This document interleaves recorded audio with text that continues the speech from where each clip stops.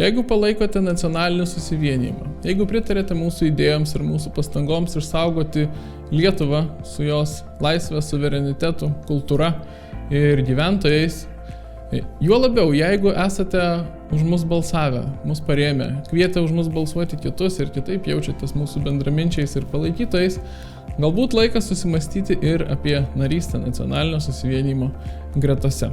Būdami palaikančiais iš šalies, jūs vis dėlto esate žmonės išorėje, o tapę partijos nariais atsidurėte viduje, bendruomenės viduje.